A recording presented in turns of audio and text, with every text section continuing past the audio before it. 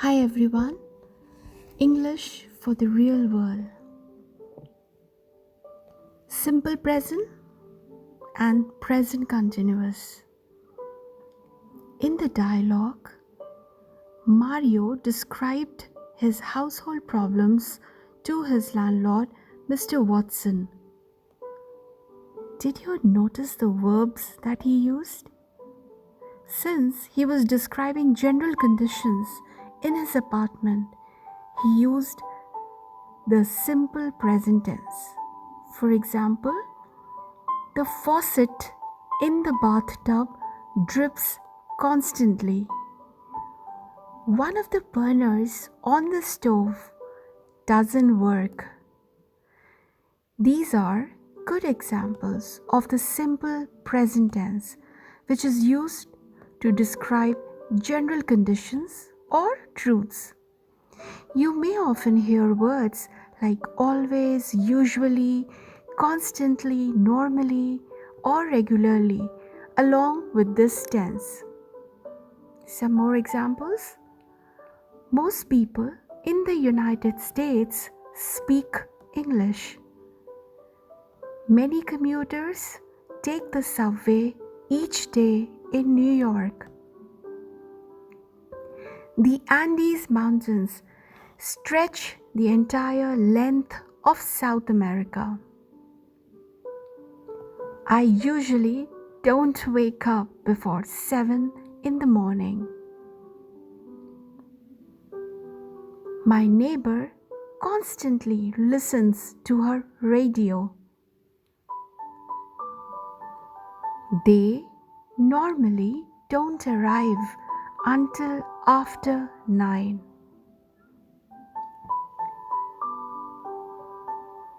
So we see these ing verbs, or which are popularly called progressive or continuous tense. The present continuous, which is one of the ing tenses, is another option you have to describe something in the present. But instead of a general or usual condition, it describes something that is happening right now as you speak. In fact, you'll often hear now or right now with this tense. My neighbor is listening to her radio right now. Not many commuters are taking the subway this morning. They are arriving right now as we speak. I'm still waking up. I need to have a cup of coffee. They always go out to dinner after work. The landlord is fixing the broken faucet right now. The water heater never works. The president of the company is meeting with us every Thursday. Now, do you think this is correct? No. It should read, the president of the company meets with us every Thursday.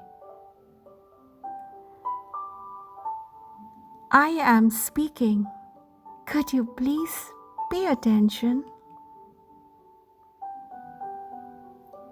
When do you leave for work every morning?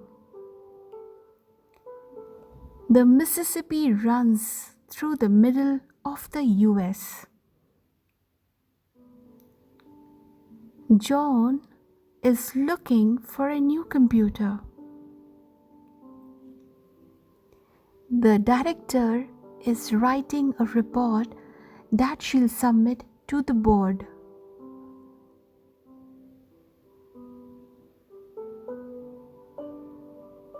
The director writes reports that she submits to the board. Now we have some expressions of quantity.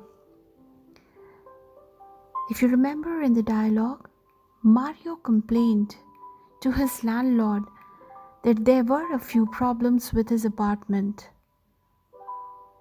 A few is just one important quantity expression in English. Let's review the most important ones. A few, a little. Use a few to talk about things that you can count, such as problems in an apartment. Use a little to talk about things that you can't count, such as time or water or trouble. I take a few lumps of sugar in my coffee. I take a little sugar in my coffee. She already has a few dents in her car. She already has a little trouble with her new car. Use fewer with things you can count and less with things you can't. I have fewer projects to work on than you do. She has less responsibility than her boss does. There were fewer nice days this week than last. There was less rain this week than last. Use many to talk about things you can count and much to talk about things you can't count.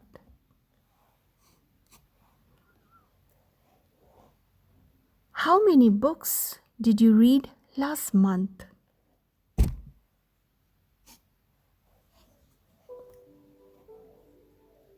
How much work did you get done this week? It seems there are so many criminals these days.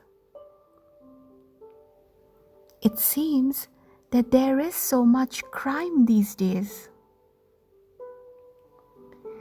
You can use these expressions of quantity both with things you can count and with things you can't count. He bought some new shirts yesterday. I still have some time left. We can get another cup of coffee. There are a lot of passengers waiting to get on the plane. There isn't a lot of money left in our budget. They have no computers for that price. There is no meat in that dish. It's vegetarian. I got more sleep than you did. I slept more hours than you did. Now we can use any also. The word any is used in two ways. In questions, either positive or negative, and in negative statements, as with some, a lot of, no, and more. Any can be used in expressions of quantity, both with things you can count and things you can't count. Do you have any safety pins? I don't have any safety pins. Don't you have any sugar? No, I don't have any sugar. Any also replaces no when the verb in the sentence is made negative. They want no help with the project. They don't want any help with the project. If you wish to respond to an any question with a positive answer, use some, a lot of, a little, or a few, depending on the nature of your answer. Are you going to buy any groceries on the way home? Yes, I'm going to buy some groceries. Yes, I'm going to buy a lot of groceries. Yes, I'm going to buy a few groceries. Do you want any sugar in your coffee? Yes, I want some sugar in my coffee. Yes, I want a lot of sugar in my coffee. Yes, I want a little sugar in my coffee. Similarly, questions using some, a lot of, a little, or a few are usually answered using any when the answer is absolutely negative. Do you want some sunscreen? No, I don't want any. Did you eat a lot of blueberries at the picnic? No, I didn't eat any blueberries. Do you need a little help? No, I don't need any help. Can I borrow a few shirts from you? No, you can't borrow any shirts from me. We can't see everything in so little time. There weren't many guests at the party. I can't buy that.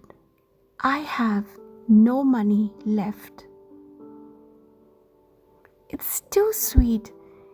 You use too much sugar. You must really like music. You have a lot of CDs. There were fewer people at the conference this year. I'm tired. I have so little energy today. This computer has less memory than that one. There was so much corruption under their last mayor. We have to go quickly. We don't have much time. Did you see any ghosts in the haunted house? Yes, we saw a few. There aren't any papers on my desk. So that's it in this session. I hope you all enjoyed. Please do subscribe and share. Thanks a lot. Bye everyone.